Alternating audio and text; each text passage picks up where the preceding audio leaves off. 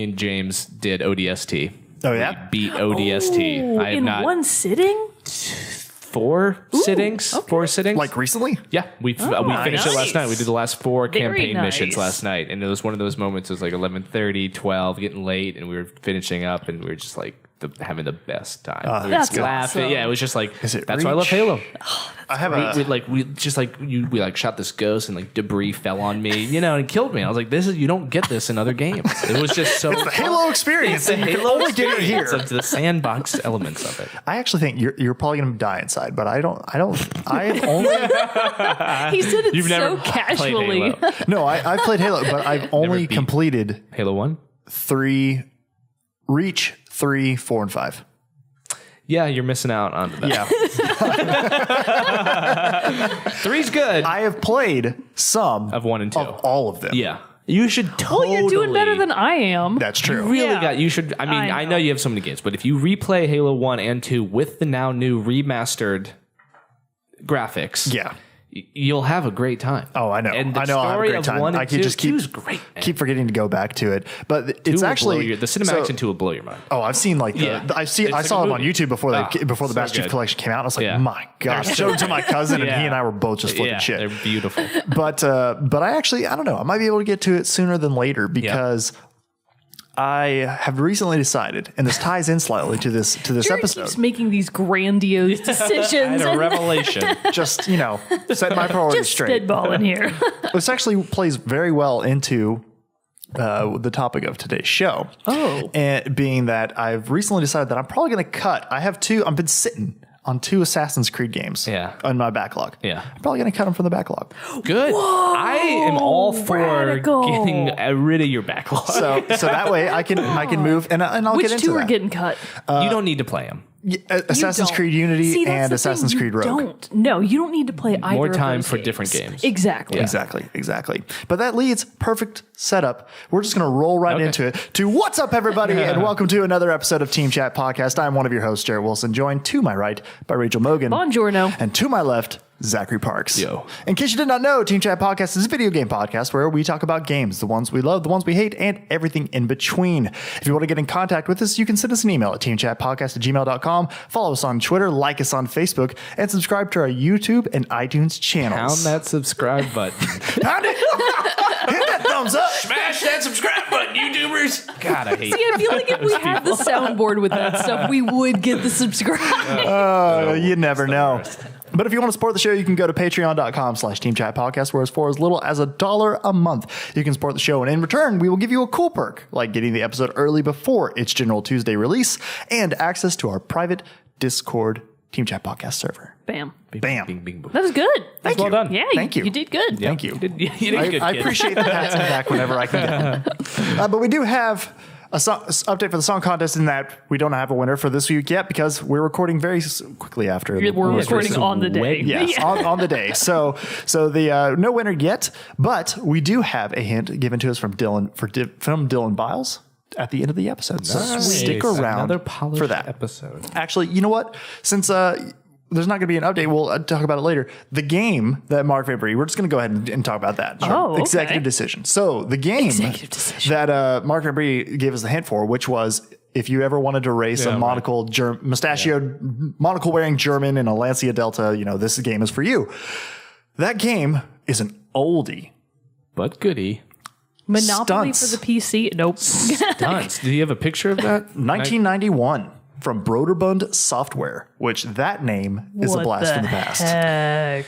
This looks like a game I used to play, not going to lie. Really? I played it for the Sega Genesis. I don't know what that game is. 91? That might be a little... Wow, that's an old game. Yeah. Mark said that he was thinking of either doing a soundtrack from the Blade Runner game or the Indiana Jones Fate of Atlantis game, but thought those might be too recognizable.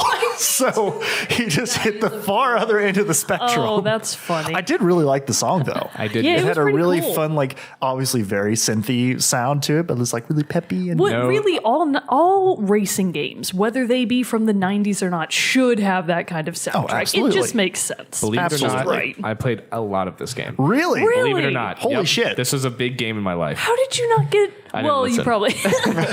This specifically, I remember. the loop-de-loop and how difficult it was. So I never was able to achieve the loop-de-loop. You get to the top and you fall down. And one of the things that was so great about stunts is it had a replay system. So you could watch. Oh, really? Even in a game that old? A replay, yep. So I played this. So the reason, I think I mentioned this on the remarkable community around a 27-year-old game. Wow, there's a little big community. You're missing out. Join those people. I talked about this a way long time ago in Team Chat, but the Sega Genesis channel. The Sega channel for Sega Genesis. Oh, and yeah, I remember you talking about that. That you was plugged in. It was like internet gaming in its infancy. Like you had this cartridge you plugged into Sega Genesis, and you could plug it into the cable box. Yeah, I remember you talking about that. Every week you had like 50 new games, like little games, and one of them I think was Stunts. Oh. And I remember playing Stunts a lot. It's crazy. God, Man, Lord. that's just blast from the past. I was like young 6. people these days will never be able to appreciate stuff like that. You had a cartridge that you plugged into the system, that you plugged into the cable box, that you only manual, had this tiny you know? game. It's great. It was crazy. You actually were part of it. Oh, you know? that sounds awesome. Yeah. That just makes me feel happy just thinking about it. Yeah, it was great. Nostalgia. Warm fuzzies. All right. Well, the topic of today, coming at you with a double review episode. Wow. Following up on Yes. Super Mario Odyssey from last week.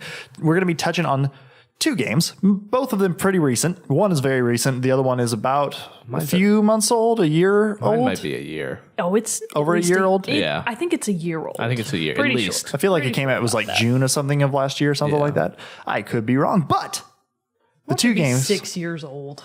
the 2 games that we'll be going over are Assassin's Creed Origins, thus how it tied into the games that I'm kicking from my backlog that I was talking about earlier, and Inside. It was last year, 2016. Oh, okay, so it's a year old.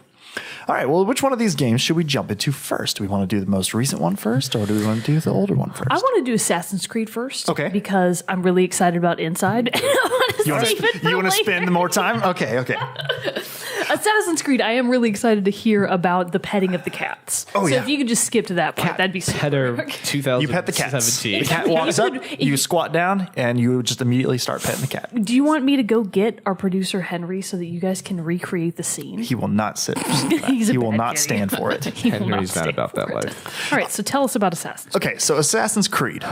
This is Origins, right? Origins, All the most recent release. The reason I cited is because, that's the most, never mind. Yeah, there you go. I don't even Up to know where date. we are. Okay. I don't even know. So set the scene for us. Jared, where are we? Okay, so basically the whole thing about this and why this is such a big game in the Assassin's Creed universe is that they took a year off of development and putting out a new Assassin's Creed before this one.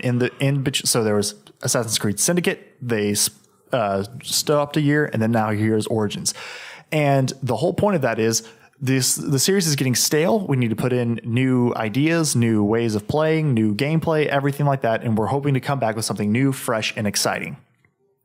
Of what I've not finished the game yet, but what I've played so far, which is around 20-ish hours, my workload has been way more substantial than Still, usual. 20 hours is a substantial amount of time to put into a game. I had a good solid weekend when I first got it that I could really spend some time in it. So this review won't touch as much on the story, just because the story hasn't been fully fleshed out and developed yet as to the point I'm at. So I don't want to speak too soon, but I have a great idea of the mechanics and all the different things you can do and how it stands apart from other Assassin's Creed games. And I can say early on that yes, it is so much better than its predecessors. Predecessors in what generation? So like, is it on the level of like Assassin's Creed 2, for example? Or like, where does it? I think a lot of people think that Assassin's Creed 2 is the highest of the high. For me, of the ones I played, so I've actually skipped the last 3, or Rogue, Unity, and Syndicate, just because I played Black Flag. Black Flag was great, and that was number 4. Really? That was number 4? Well, no. I thought it was... Oh, because for God's there's sake, Assassin's Creed. Assassin's Creed 2, Assassin's Creed Brotherhood, and Assassin's Creed Revelations. Then it did Assassin's Creed 3. Oh my God. Then you had Assassin's Creed Black Flag. What the... Okay. Not to mention there are a couple Vita games. I'm and stuff glad like to that. know that I wasn't completely wrong. I was like, there's no way Black Flag was only the 4th one. You're trying to pull a fast one on us. Actually, this last week was the 10-year anniversary of the first Assassin's Creed. Oh, wow. It feels like had a lot of 20 hype. years. I know. It feels like 50 years of Assassin's Creed. So here's the thing. So immediately off the bat with this thing, it sets it up in just it's a completely breath of fresh air as in terms of things you can do, mechanics, and how you just interact with the world at large. In the past games, you have, like, especially Black Flag was very open world in the sense that, you know, you could get on a boat and travel and do all this different stuff. The Assassin's Creed Origins map is huge. Is it? It can take, I saw this in an article, that it can take, if you start at one end and go to the other, just walking in a line, 3 hours to cross. Nice. Wow. That's always a good thing. Which is probably the biggest Is that Assassin's if you're Creed not map. running? I don't know about that. Okay. You could I'd be running. interested to see how the speed factors into that. That's true. I mean, you can also ride a camel or a horse in this one. Still, that is pretty impressive. Yeah. So it's a huge map. Like, you'll be running around in the first area that you start out in. I remember pulling up the map for the first time, and I was looking at it. I was like, oh, there's a lot of stuff to do here. And then I zoomed out and was like, my God, I have so much more. So that right off the bat is a big plus for me. But just a little, again, I'm not going to go into spoiler territory, not going to go too much on the story, but your character is Bayek, who is this member of a Egyptian, what I wrote it down, Egyptian order, like this super, like, it's a well-respected, like, military protector, kind of like a guardian role. Oh, so they're not like a Egypt. secret society. Like, people know about them. Yeah, people know about them. They're called the Medjay. And which I keep wanting to say Magi. I was about to say, isn't that from The Mummy? I think that sounds familiar. Might be. But it keeps. And when I kept hearing it, I was like, are they saying Magi, like the people who brought Jesus gifts? The people that brought Jesus gifts. It's like, I don't think that's the same thing. But no, it's Medjay. I want Assassin's Creed where you're the three kings, and the whole game is you're just bringing those gifts to Jesus. Back and forth. It's just a one long fetch quest. Like, it's full of murder and Assassin's Creed stuff. I have ideas, Ubisoft. Is it Ubisoft? Yeah. Okay, Yeah. just Ubisoft. checking. Yeah. They need to listen to me. I've got great ideas for the series. So basically, the basic premise is that as Bayek, you uncover this secret organization that is trying to pull the strings and control the rulers of Egypt, you know, or in this case, Ptolemy the First. And so which from where I'm sitting in the game so far, seems like that's setting up. Obviously, you know, he's an assassin, like Bayek's an assassin and stuff like that. Or he's a part of what will become known as the Order of the Assassins. So I'm assuming that this secret organization that he's going after and learning out more is going to be what eventually turns into the Templars of the earlier Assassin's Creed games. Okay, I see because what this you're is the saying. game that is kind of like it's the origins. It's the kickoff to everything. It's right in the title, dummy. Yeah, well, I don't take these titles literally. I'm assuming they just think never of know. words and they throw a dart at it. And like, it's Assassin's Creed Revelations. You know, that's what the new one will be. That's kind of how they've been It doing might be how it goes. But anyway, so you go off and you go to all these different. You wind up going to Alexandria. So far as where I've been, you know, so you can see the pyramids. You get to climb on the pyramids. Do you get to go to the library? Yeah. Yes, that's important. You get to go into the Great Library of Alexandria. All this other great stuff, and it has incredible. And also, the game is beautiful. Like and for one too, it's fun because ancient Egypt is a setting that is not often explored in video games. So what's the year in terms of ancientness? Like, Alexandria is still around, so that would be So what? like Cleopatra, I just met Cleopatra in the game. So whenever Cleopatra told me, I am not as sharp on ancient BC. Egyptian history. I forget my Cleopatra and what was her boyfriend's name? Mark Antony. Mark Antony. There we go. Yeah. Forget my I'm assuming Cleo and I will Antony. hopefully meet him later because that would 30 be fun. BC You can punch him is in when Cleopatra supposedly died. Oh, Okay, okay. so Gotcha. a few years earlier to this then. We'll guesstimate 20 BC. Yeah, somewhere in that area. But so far, so again, they might have changed some of these small things that I'm going to say that are different in Origins from Black Flag, because Black Flag's the last one I've played. But in Black Flag, there was a whole lot of going around and you would loot places to get treasure that you could use to upgrade your ship or do some other things. But the majority of what you found was just gold. And that was pretty much what you did. But so far, the world of Origins has so much more you can do. It has these different locations you can go to, and you can go and try to find different loot chests that will give you either crafting materials, because that's a new thing. You got crafting. You also have it's way more of an RPG setup just in general. Okay. I like that. So there's some crafting elements, and you can upgrade your base armor, which in previous Assassin's Creed games, your armor would change by either buying a new outfit or something like that. And that's what would change your stats, not necessarily making upgrades to the core base parts of it. And so you have that going on for you to do. And so that gives you more of an incentive to want to loot, because in the old Assassin's Creed games, when I would play them, I would start looting chests and everything. And then I just have like 100,000 gold and I could buy literally whatever I wanted. Whereas this, I could buy whatever I wanted, but I didn't really want to buy it because it had no like redeeming quality. The trials of my Lord Jerrett. I had too much money. It was Take no this fun. gold, peasants. Well, like I remember especially, and I think it's Assassin's Creed 2. You're the Trump of Egypt. That's mean. Take it back. Insulting. It's insulting to my Lord Jerrett, who has considerable class. I have great sacks of gold. I don't know what to do with them. But it's like in Assassin's Creed 2, you could use your gold to buy like improvements to your villa, but like that didn't do much. Okay, my God, I'm moving past this. That's the spiritual dilemma of first worlders.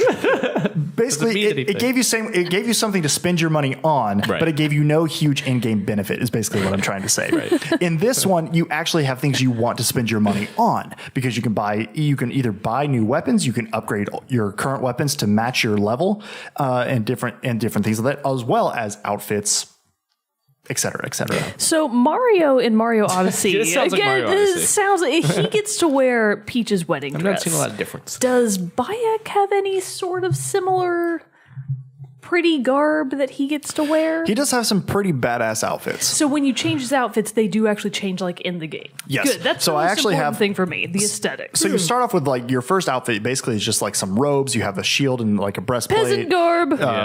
Some gauntlets and different things, and gloves and different things like that. But so this is a fun thing about it.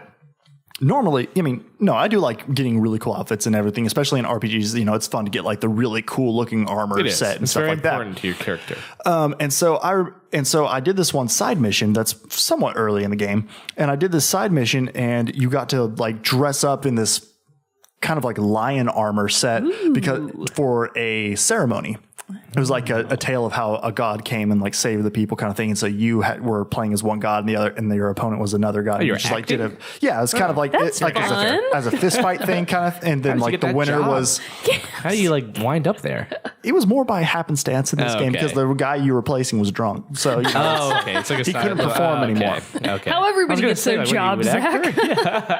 But anyway, you just show up and the other guy's drunker.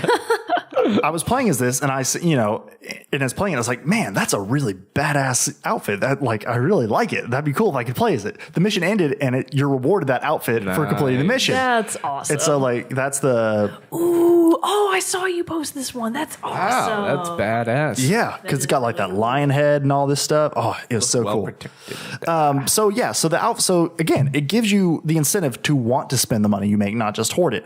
And so the other like really big, huge difference is the combat system. So before in Assassin's Creed, if you could get high enough or above somebody, below somebody, and just get in close enough proximity, you could assassinate them no matter what. Mm-hmm. Well, now Assassin's Creed Origins has introduced a leveling system. So your character, They never had a leveling system. No, you just really you could like gain health. It's more like health bars and stuff like that, but you couldn't. Makes sense. But you couldn't. You didn't actually like hit and achieve levels. And this one you do, which adds on another RPG element, and also it has a skill tree that as you unlock more levels, you can unlock more skills. The skill tree and everything. Yeah. Did old Assassin's Creed games have skill trees? No. Maybe a very small, slight one, but not like this one that it fills the whole screen of like options that you can choose. You've never played Skyrim, right? No, not yet. To get to more of the skill tree. You're gonna love Skyrim. I know. I need to get on that one's sitting in the backlog. Specifically. I feel like that thing is gonna like your power. The battery of the Switch playing that game will like deplete. Oh, probably instantly. so. Like getting to the start menu. You'll get through one frame. It's just like, and it's gone. But it overheats and bursts into flames in your hand. I'm so surprised the Switch can handle that. Let's see. How dare you discount Nintendo? We all know it's lesser hardware. Come on. Damn. It is. I think it's well known. How dare you, sir? You're just spitting out the truth bombs. That's what you're here for. That's like it's bad. But so in this one, since there is the leveling system that goes on with this, is if you come up against an opponent who is a higher level than you, you cannot one kill assassinate them.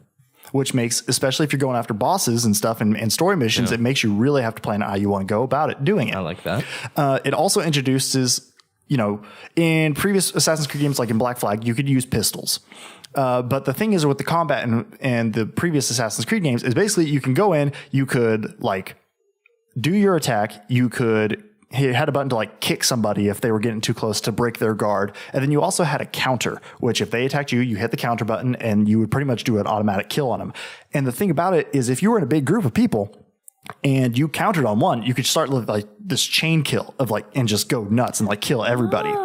That does not happen in this one. Okay. Because just kidding. It's really cool. No, I get it. It's really cool. Like when you would take on like a group of 20 guys and you just start chain killing them all, it was very rewarding, but that also got really old really fast. Yeah. This one now, you actually really have to take on each opponent.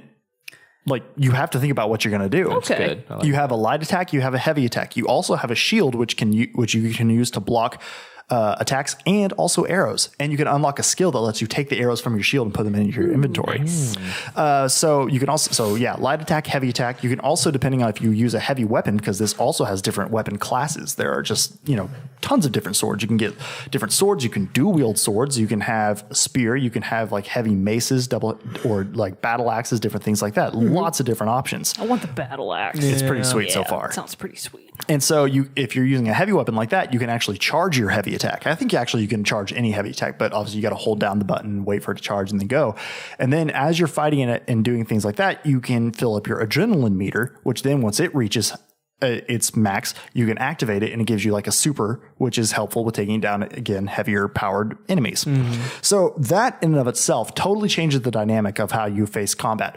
I have many times rushed into a fight with 6 people against me and been killed because sometimes you'll start fighting, but then they'll call reinforcements who are on like horseback or camelback and they run around and shoot arrows at you. So you're not only dodging melee attacks, you're trying to block these archers from shooting at you too. Yeah. So it just creates this huge different dynamic. And then also on top of that, there are bows. Before in the older Assassin's Creed games, like I said, you could have pistols, you could have crossbows and stuff like that, but they were usually a single shot. In Assassin's Creed Black Flag, you get upgraded, I think, to where you had like 2 or 3 pistols like strapped in your belt like old pirates did. And so you could go like, but again, like you shot through all 4 and you had this timer of that you had to wait before you could use them again. Okay.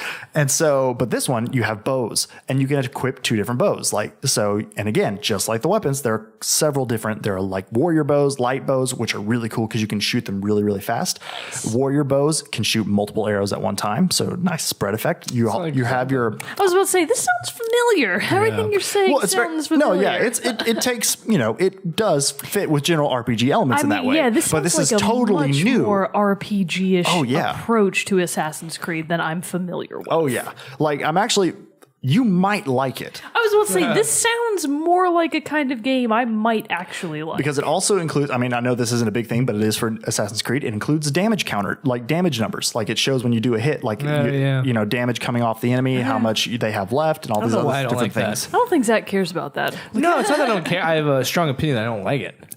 It is distracting. It's just like Destiny did it. What other game recently did it that I was like, man, I want to go back to like, I want to maybe like, I can't tell how much health the enemy has. I get that. I get that. I like. I gotcha. I get that because for one, it also just doesn't look. It looks unrealistic. It takes you out of the realism. Yeah, I get that. But I do understand it for people who are hardcore RPG players who are like knowing that, okay, well, my sword does 60 damages. So if I follow up with a heavy that does 70, then you can like do those calculations. But it's a aesthetic thing that it doesn't have a huge point. Can you turn it off? Yes. Oh, there you go, Zach. And then also the other thing I like about it too, which is becoming more and more common in bigger open world games like this, is no HUD. Yeah, I like that too. Okay. So you have like a tiny thing at the top that tells you where, like, if you turn, it's like your compass that shows you like objective is that way kind of thing. You can access your map and set waypoints and everything, but they always appear there. But you don't have, like, your screen is pretty much for the most part open and clear, nice. I like which is great for getting into the world and getting more settled. Very immersive. What's your mental HUD? Because I feel like anytime I play a big game like that, there's always one location where I'm like, that's my home base. Even if it's not technically that way. Oh, okay. I see what you're saying. You're talking about home. Where are you mentally? Where's home in this game for you? The territory of Siwa. Okay. Okay. So that's where the story starts off. That's where you're from. That's where you were part of. Nice. And then again, without getting too spoilery, the story very quickly takes you out of it because you have to go on the hunt for these people in the secret organization. Well. So I did write down some of the, some of the pros that I've come into contact with, and I've gone over them, many of them already. New combat system is great. World is huge.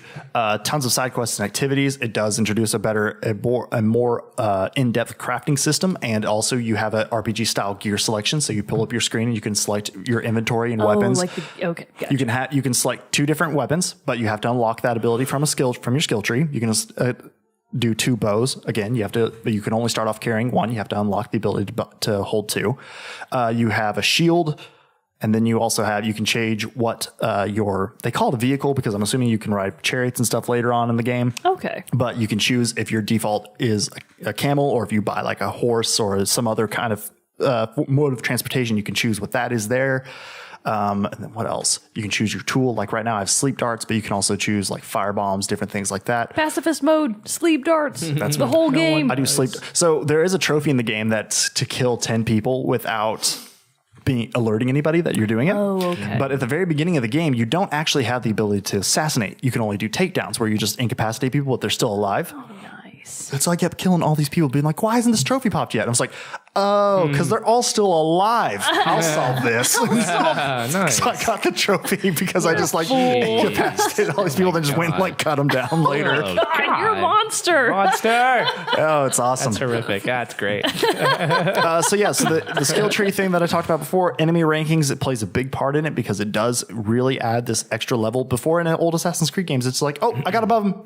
Done. 1 kill. But this one, it's like, oh man, he's 5 levels above me. I can drop down and try to get the drop on him and do some damage to him, and I might get some damage done, but then he's going to start attacking me, and then I got to fight this huge boss. Yeah. So it really takes a different approach and makes you think about how you want to do things. Let's see. The characters so far are very interesting. Bayek is a badass. His wife, Aya, is also a badass. Nice. You run into all the side characters that I've run into so far have been very interesting too, and really well. Voice acting actually is great in this game too. Do you know who voices him? Oh, I do not. I looked it up at IMDb, and how do you spell his name? Bayek. And so the one thing though that is really good about it, because there is still enough, especially when you are. Oh, can you hit the camera? Especially when you are climbing on buildings and going around on towers and trying to sneak around and do assassin-y things, your stealth mode stuff, it does still very much feel like Assassin's Creed in that regard, which is great. The core game is there. The core game is still there, but they've added so much more, and it's added so much more on top of it that it gives it this brand new, fresh feeling. Mm-hmm. And that's why I was playing it and I was like, oh, I don't need to go back and play Unity or Rogue. That will be a step back. Yeah. You can't go back. No. Once you've got the better experience. Yeah. Origins is now the current state of where it needs to be. And so this is the new, baseline of what an Assassin's Creed game should be. Gotcha. But there's still enough of the core game and the core aspects of it that keep it familiar, yet really, really new. Yeah. And maybe the more you get through the story, it'll start to like fall into place, which is always kind of like a fun storytelling thing. When all the pieces start to fall into place. Yep. The voice actor's name is Abubakar Salim. I hope I said that even mildly correct. It sounded right. It probably isn't, but I made a good effort. The best Assassin's Creed ever made? I mean, hard to say since I haven't finished it yet. Does he look like Bayek? Kind of, yeah. Kind of? Yeah. Let me see. Let me pull up a picture of Bayek, because there should be plenty without. Because I'm sure they do motion capture and all that stuff. So I'm sure they used his appearance. Think about that. Because so far my favorite Assassin's Creed games have been Assassin's Creed 2 and Black Flag. Yeah. So I need to finish the game and see what's up with and how they compare. But so far it's right up there with them. Okay. Oh yeah, and that's the other cool thing too. You get a little hawk buddy. You get this hawk, and that's what you use to scope out things. And go and that's right out of Twilight Princess. You could do that in Twilight. You could do that, to be fair, in a lot of different games, not just Twilight Princess. I'm just giving it shit. But that is a fun thing too, because an old Assassin's Creed, I'm wrapping this up, I promise, but I keep thinking of more things. The old Assassin's Creed mode of unfogging the map and lifting the fog of war basically is you climb up and find these synchronization points. Right, you activate those, and then it shows you more shops, objectives, side missions, whatever that you could do. In this one, when you do it, you activate a synchronization point, and you increase your hawk's awareness.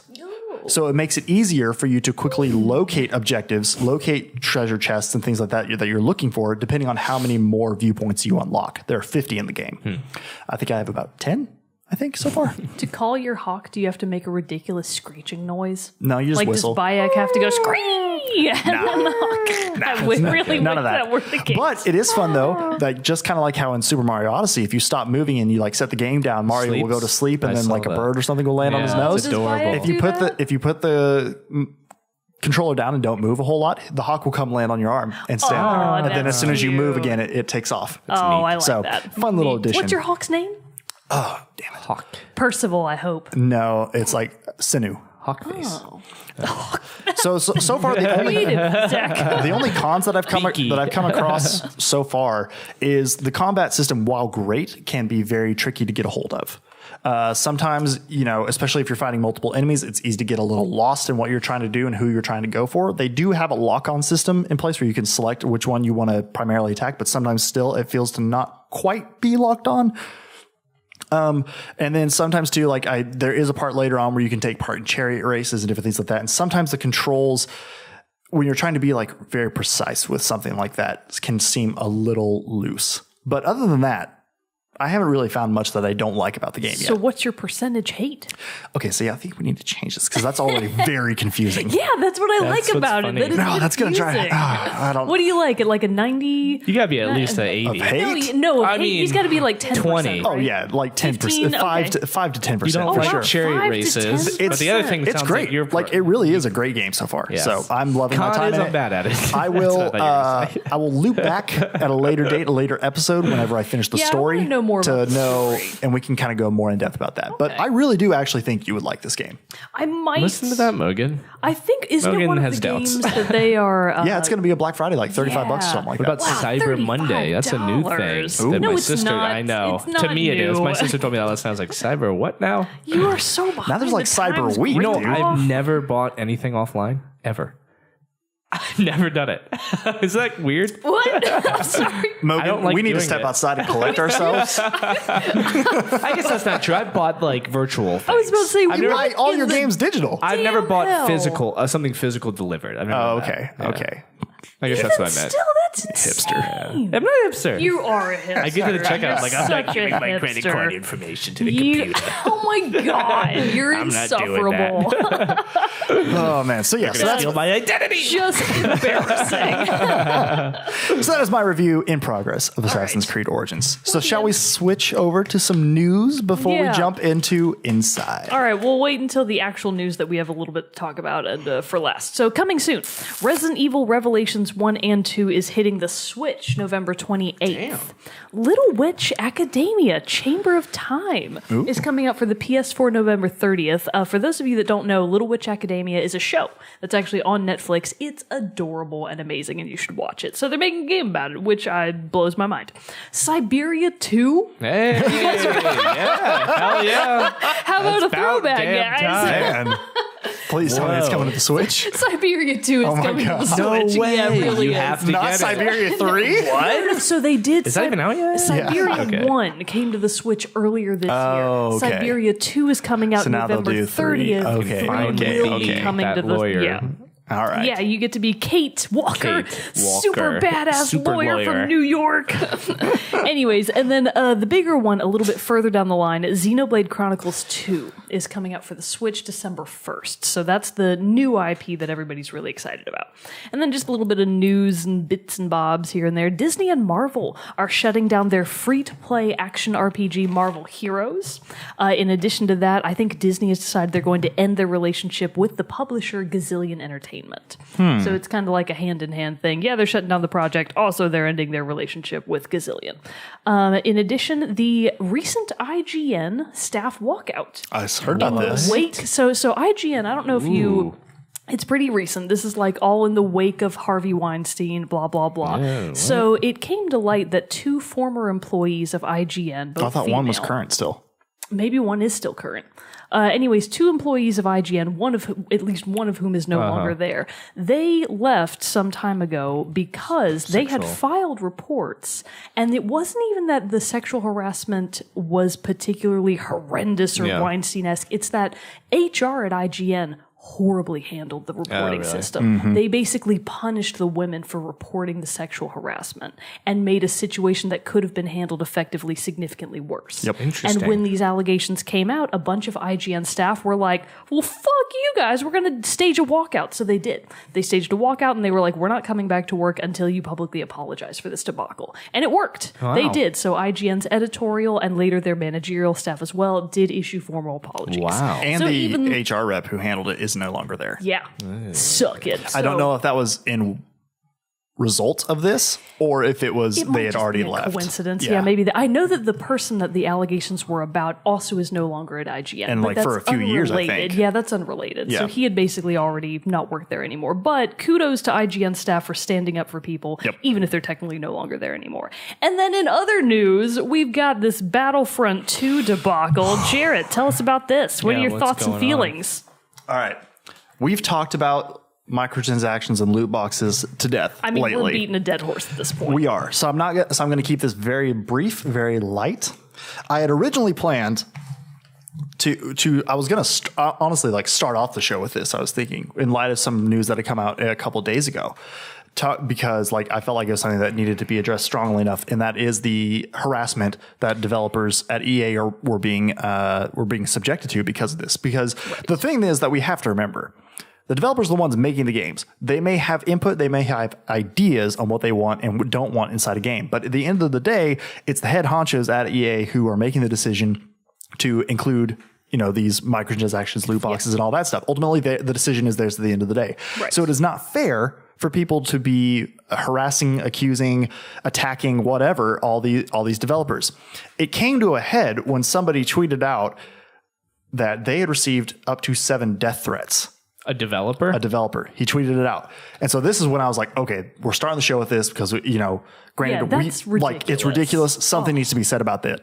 But then the controversy got a little bit deeper because it turns out that person might not actually even work at EA and was just a fake account. Oh. Which obviously does nothing. But the point still remains that, I was glad I did not in anger, immediately turn on their camera and the microphones and send out a quick thing. But you can't be too reactionary. Exactly. Think about it. But still the point remains, the developers and people who don't have the end responsibility is not theirs, are being harassed, are being everything online. And that's not cool because at the end of the day, regardless of what we think about it, it's a fucking game. Yeah.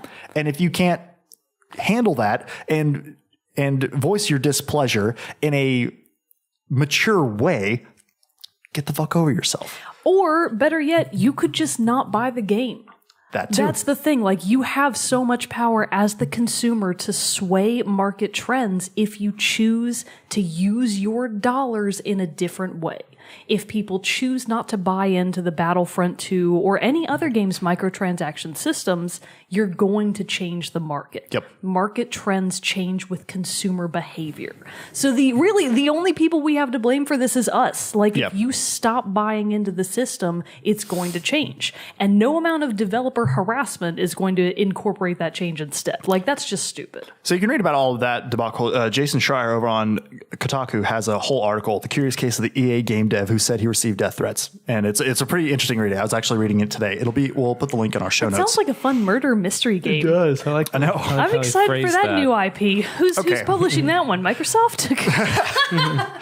Okay, but as far as the news, so within the last week, so it's interesting because last week too, we were talking about how EA came out and said, hey, free seasonal content. And we were like, that's cool. But then we talked about, is the other shoe going to drop? The other shoe dropped. I was and it dropped right, fucking suckers. hard. I was right. So basically, it came out that to unlock main heroes in the game was going to take 40 hours of gameplay to grind that out. Or you could pay, obviously, and get them faster. People were understandably pissed. And, the outcry was enough that EA came out and said, okay, we're cutting that time by 75%. The amount of credits you need to unlock these heroes, we're cutting it by 75%. Okay. And everybody's like, cool. But then it also kind of came out from people who have played in the early release versions of the game that they might have also cut how many credits you receive from completing missions. So kind of a balance. but not really. Remains to be seen until right now the digital deluxe edition is out. By the time this episode goes out, the whole game's out, Matt, and all that stuff. So we'll see how this actually handles itself. It came out too. Also now that the arcade mode has a credit cutoff, you achieve like 5 challenges in the game and you have to wait a few hours before you can earn more credits for completing more challenges. Interesting. So there's that. But Why? yeah, exactly. Whatever. So it's just still, it's a big mess. Obviously people by now you've probably heard the news about the Reddit post where people were like, oh, we wanted to give them a sense of pride and accomplishment. And that became the most downvoted comment in Reddit history. Yeah. Wait. What's the what's the quandary? What's the problem there? So they wanted to give the players a feeling of pride and accomplishment by playing the game a long time in order to unlock the characters. But 40 hours to even unlock. 40 hours is excessive, but I like the idea. I mean, so here's the thing. You have to play to get these characters. That's assuming that other people can't pay for it. That's the issue. But now people can pay for it. Because if everybody's on a level playing field, I agree. If everybody's on that level playing field, I have to work towards. To have to grind up to that. Yeah. But if you're having to grind up and somebody else is like, I'm going to buy that right away, feels bad, man. Yeah. That's not a good feeling. It takes away the spirit of the game. It definitely does. So obviously there are a whole lot of people saying what you're saying. Like if you want to influence this to change, don't buy the game. And and if you want to do that, feel free. I am still undecided because don't buy it. Well, because it's different from Battlefront 1. Sorry. That it looks beautiful. There's that. It looks great. But it also has a single player campaign story that I really want to get my hands on and play. Not necessarily. And then for me too, and this is just my personal preference and how I play.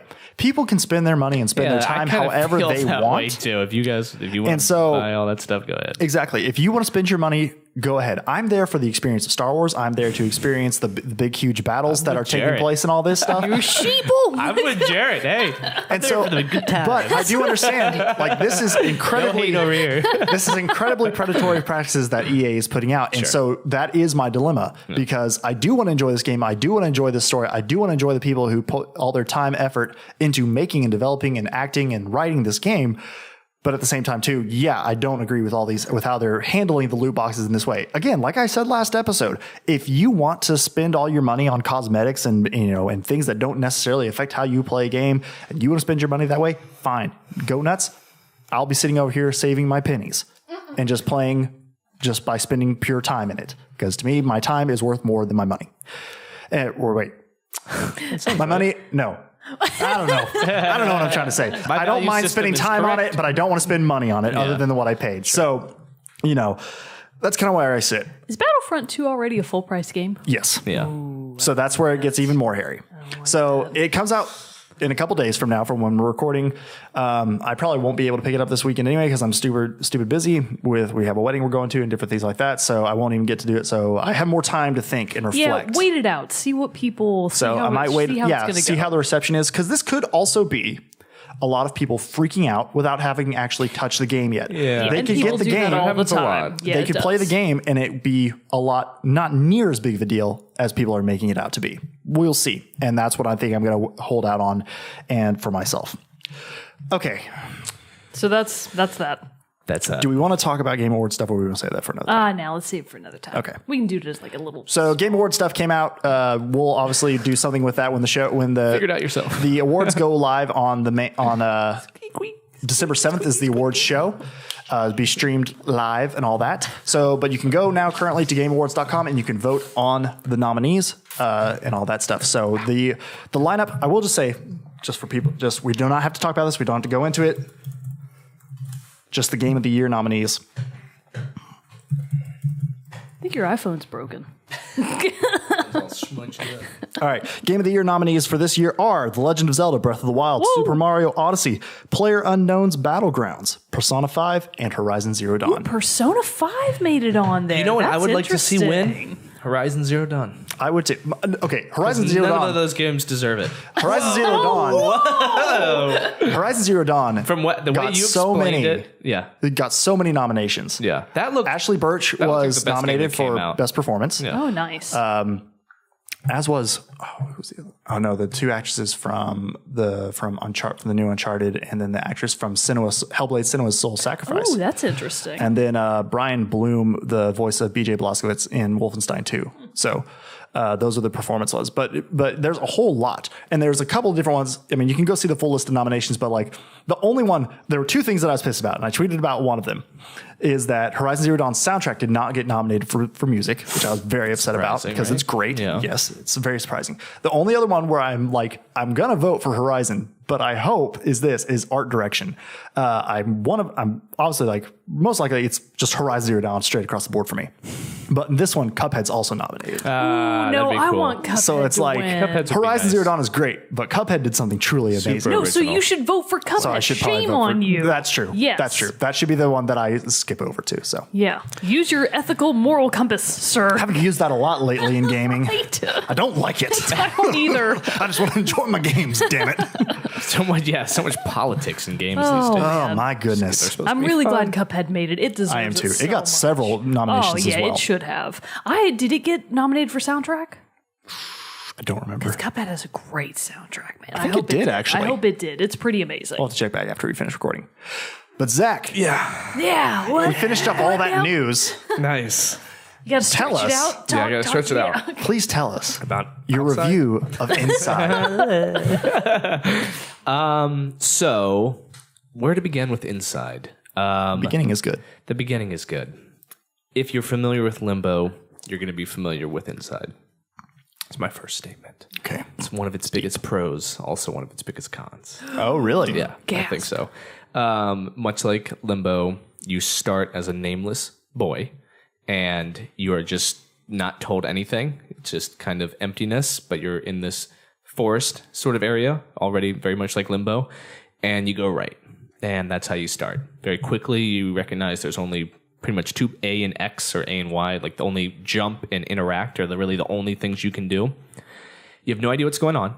Like again, if you played Limbo, you've played the beginning of Inside. You're confused and things are out to get you. You're in a hostile world. So one of the first interactions you have, unlike Limbo, is with actual people. And they're dark figures that are in the background and very similar aesthetic and art style. It's obviously, improved. It's beautiful. It's got almost like a grander depth of field. It feels Limbo bigger. is more of a 3D game, isn't it? Well, yeah, it is. I mean, Limbo feels like a 3D game. Yeah. It's like a 2D side scroller, but it's very much has humongous that depth of field, to it. And this is multiplied that, and it really feels like a bigger world than Limbo. Limbo feels more confined, and this does get very confined, but at the beginning, it's very open. And one of the first interactions you have, and I will not spoil it because like Limbo, this has the story or, the idea of what the story may be is sort of up into interpretation. And that's very fun for every player to interpret on their own. But these shadowy figures are kind of immediately you get a sense that you're in a hostile world because like a truck goes by and he gets low. It's like his body actions are great. That's one of the big improvements is like you really kind of the physics of it feel much better. And Limbo did a great job. So this is only getting better. And one of the first things that happened to me, and I think it will happen to every player, is you're running, and these two guys just start chasing you from around a car. Oh, that's horrible. Yeah, and it's like, it's scary. Oh, that's scary. And it's dark figures, it's black and white. Oh, no. Only shades of red prevail in the game. God. It's very sort of already just looking at the game gives you an uneasy feeling, and they're chasing you. And I can't remember the first time I died, if it was one of them getting me or as a guy coming around a corner with a gun and shooting. Oh. So you get shot. My God. You're a kid. You're a kid. Damn. And it's all, and like, it's bloody. It's gory. Yeah. It's like. So it takes the gore up a little bit of a step. I think it takes the gore up a little bit. Yeah. It's like, man. if I remember the blood's red, and in Limbo, it's like just like black. But still, everything's like black or white, gray. Yeah. Yeah. But in this, I think the blood is actually red, which is very stark. And, that's not Nintendo safe. That would not have a new suit. It's surprisingly gory, and I'll touch on some more gory deaths that I've had, which are part of the fun. I mean, you die a lot inside, and you're supposed to enjoy dying. A lot of Limbo too. Yeah, you do. It's a puzzler, and if you don't get through a puzzle, you die. That's the thing. And so it's like Saw. It's like Saw, and so very much you got to figure out how to get past these people. What do I have to do? And you have to learn learn how to use light. You have to learn how to use shadows. You have to learn how to use the environment in a much different way. And what Inside does so super well is putting you in, and there's countless moments like this, and it's just a perfect balance on their end. And timing's very big. Is like what maybe has replaced the spider are dogs. And so you'll be running along, and you'll get past these people, and then all of a sudden it's like, row, row, row, row, row, and like two dogs like come around. Yeah, you're like just running, and it's presented in a way where like right when they get you, you like go down a waterfall. You know what I mean? Good. You go into the water, and it's like the music, and so it's very silent for the most part, but music cues will come up at the perfect times. You hit the water, you go under, and like bubbles, and it's like a violin will kind of stretch out its note, and it's beautiful. That's nice. And swimming is a big part of Inside. You'll do a lot of swimming. And so anyways, it's very similar. You kind of go through and just to touch briefly on the art style and how it's an improvement. There's like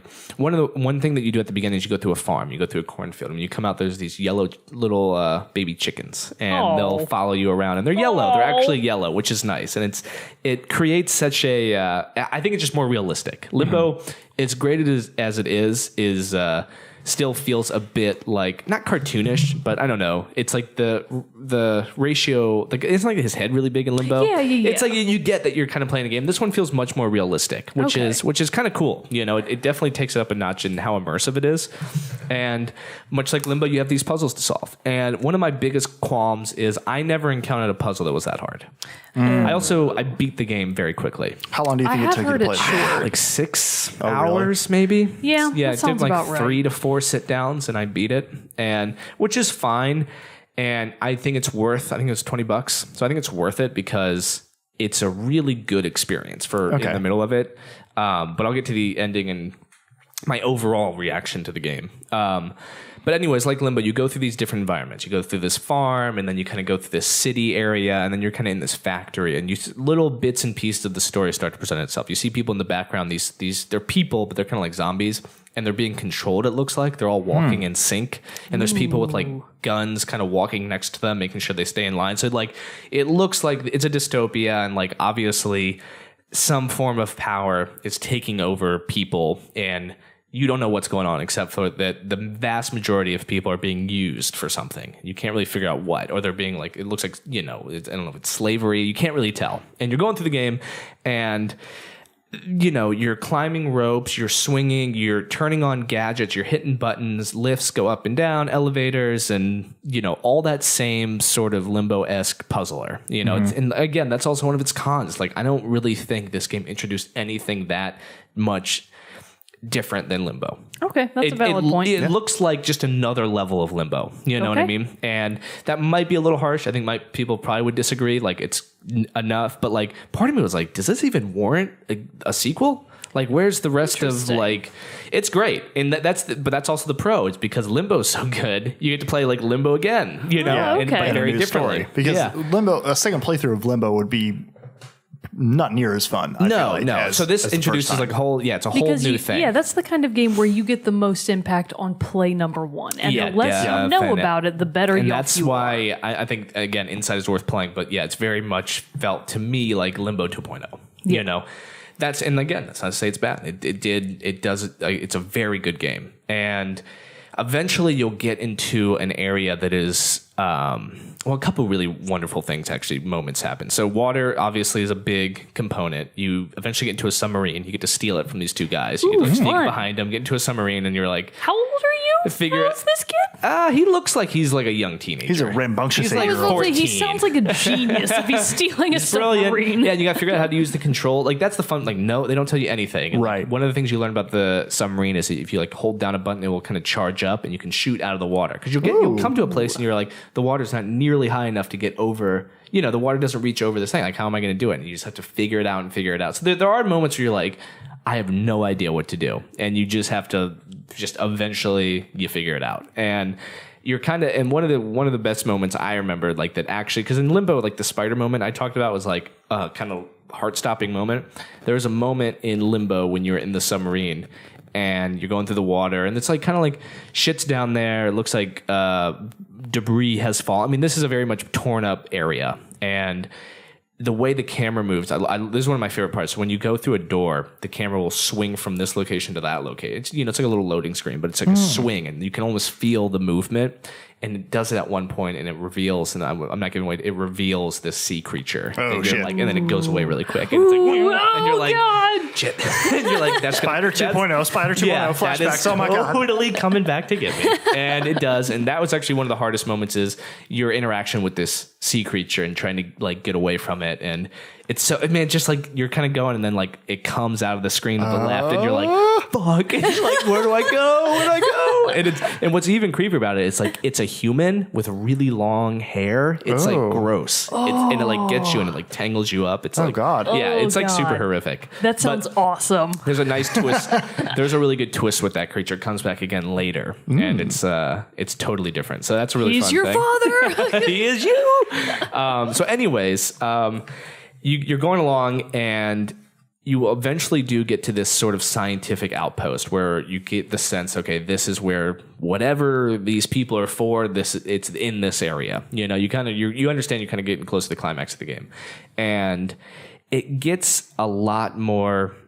I don't want to say intense, but there's much more activity around you. There's people running about, and there's even a point which I thought was really fascinating, is there is a point where you enter this facility and there's people there and no one cares that you're there. Because for the most part of the game, people are trying to get you. Right. In what looks like to put you back in line, so to speak. It feels like you already freed yourself at the beginning of the game from this sort of evil society, and it looks like they're trying to get you. And like, there's a point, and it's a weird point. You like kind of enter this facility, and people are just kind of walking around and jogging over to this one place, and you go jog over to that one place, and everyone's like looking in this giant dome. And you're like, what? Like, how come no one's coming after me? And that's like these little tidbits into like what the story may or may not be, which is great because it's all up. It's just fucking confusing. You have no idea what's going on, which is fun.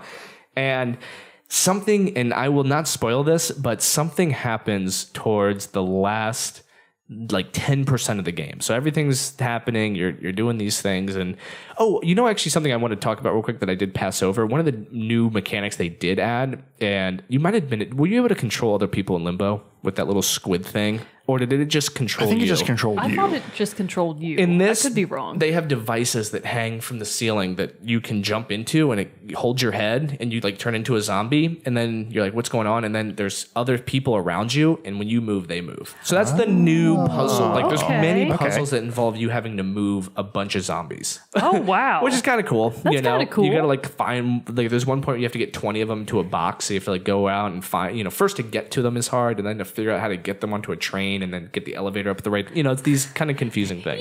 Typical zombie problems. Yeah.